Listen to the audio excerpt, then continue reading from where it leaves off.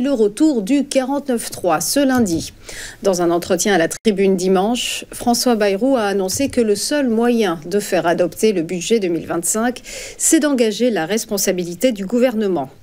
Ce sera donc fait cet après-midi lorsque le projet de loi de finances sera soumis au vote de l'Assemblée nationale après que les députés aient examiné les conclusions de la commission mixte paritaire. Le Premier ministre parie ainsi sur la mansuétude des parlementaires socialistes pour jouer la survie de son gouvernement. Des parlementaires PS pas encore fixés sur leur stratégie commune, tout comme ceux du Rassemblement national qui laissent planer le doute sur leurs intentions. Après le budget du pays viendra celui de la sécurité sociale, une version amendée qui donnera lieu à une nouvelle lecture, théoriquement jusqu'à vendredi, jour de possible déclenchement d'un second 49.3. On poursuit avec le chiffre du week-end, 25%. C'est le montant des nouvelles taxes douanières sur les importations canadiennes et mexicaines. Quant à la Chine, elle subira 10% de taxes supplémentaires aux tarifs déjà existants sur ses marchandises. Des hausses qui devraient entrer en vigueur à partir du 4 février. Sans surprise donc, le président Donald Trump lance une guerre commerciale envers les trois principaux partenaires des États-Unis. La Chine, le Mexique et le Canada représentent en effet plus de 40% des importations du pays. Objectif pour la Maison-Blanche, forcer les trois États à lutter contre le trafic de fentanyl, une drogue opioïde, et diminuer l'immigration illégale aux États-Unis. Les trois pays visés ont promis de riposter, notamment le Canada, qui va imposer des droits de douane de 25% sur 17% des importations américaines.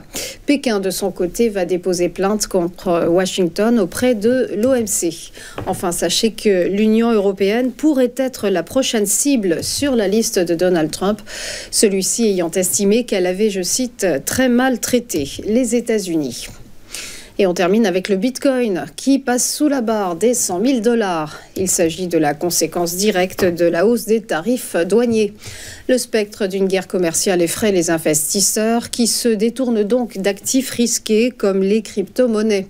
Des opérateurs de marché qui craignent un mauvais impact sur la profitabilité des entreprises. Le Bitcoin a en tout cas dévissé de près de 3% ce matin en Asie, touchant son plus bas niveau depuis 3 semaines à 94 000 $.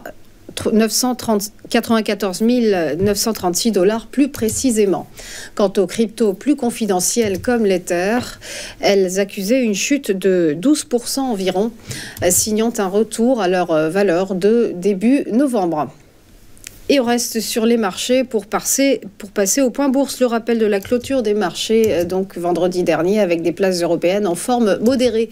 Micro-gain pour le CAC 40, plus 0,11%. La cote parisienne s'établit à 7 950 points.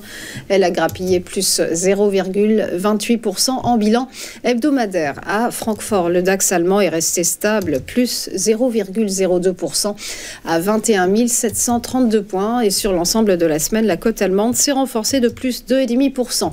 À Londres, le FTSE a grignoté plus 0,31%. Il pointe à 8 673 points.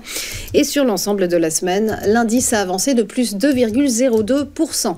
Du côté de Wall Street, du rouge tous azimuts. Le Dow Jones a perdu moins 0,75% à 44 544 points. Et en hebdo, il est monté de plus 0,27%. Le S&P 500 a cédé moins 0,5% à 6040 points et il a glané plus 0,47% sur la semaine.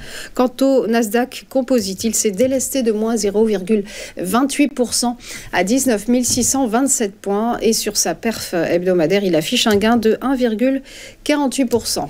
On passe au marché pétrolier avec un baril de Brent qui se négocie à 76,77 $ et qui s'est effrité de moins 0,26% en hebdo.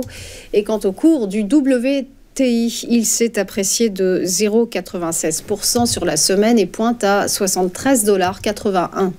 Du côté des devises, enfin, l'euro s'affiche à 1,0248 face au billet vert et a décroché de moins 2,32 sur la semaine.